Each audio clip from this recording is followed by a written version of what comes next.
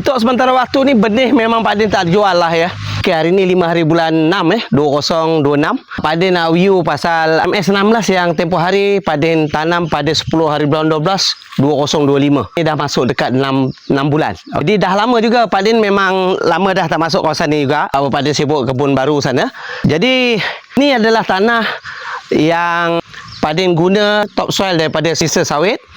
Kemudian bahagian atasnya Pak Din guna sedikit guna tanah campuran daripada nursery Tok Ayah. Jadi tengok result dia Ini pokok dia ada dua Yang sebelah sana terlindung daripada cahaya matahari naik pagi dan ini kawasan yang kira tengah hari panas. Dia berbeza sedangkan tanam masa yang sama. Tengok ni, Pak Din dah keluarkan sepokok. Tengok MS Pak Din, MS16 Pak Din dalam polybag 18x18. Tengok besar dia. Beza Yang terlindung daripada cahaya matahari sikit, pokoknya sangat besar-besar. Nampak ni? Ni semua sebesar nampak Kemudian yang tidak terlindung bermakna ada cahaya matahari yang terang, pokok dia kecil sikit, warna kekuningan sikit.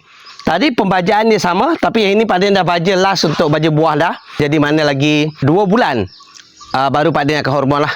Tapi pokoknya dah besar dah ni, tengok ni. Tengok ni, pokok dia dah besar, nampak? Nampak ni.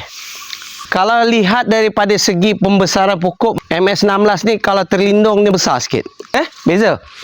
Nampak dia pembesaran daripada yang normal di kawasan yang tak terlindung. Ini sebab pagi-pagi dia terlindung sikit dengan bangunan tepi ni. Dia terlindung. Pak Din letak ni ada pokok.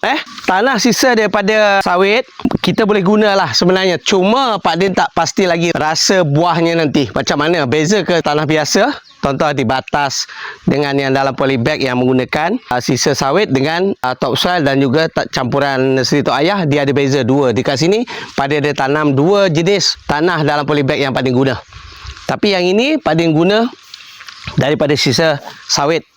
Lebih daripada separuh dan sedikit saja yang Pak Din guna daripada nursery Tok Ayah punya tanah. Nampak memang besar. Alhamdulillah pokok dia besar-besar dah. Tengok ni.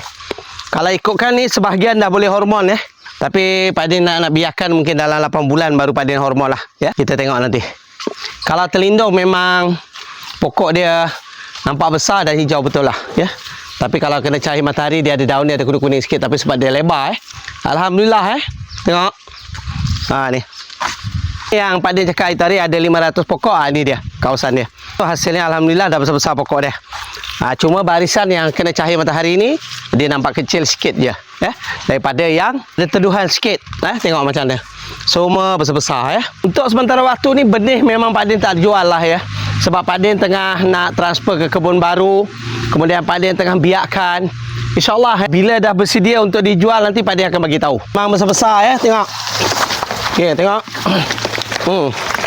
Nampak Ni dia pokok dia. Ni dia. Umur yang dah masuk 6 bulan Tengok ni. Sebab Pak Din tanam itu hari 10 hari bulan 12. Sekarang dah 5 hari bulan 6. Kita boleh tanam dalam polybag, tak ada masalah Pak Din dah tanam, ada yang dah buah di bahagian sebelah sana. Yang mana yang lain semua dah besar-besar Nampak dia boleh kejar yang umur 8 bulan. Ni baru 6 bulan, masuk 6 bulan. Tengok pokok dia dah besar-besar.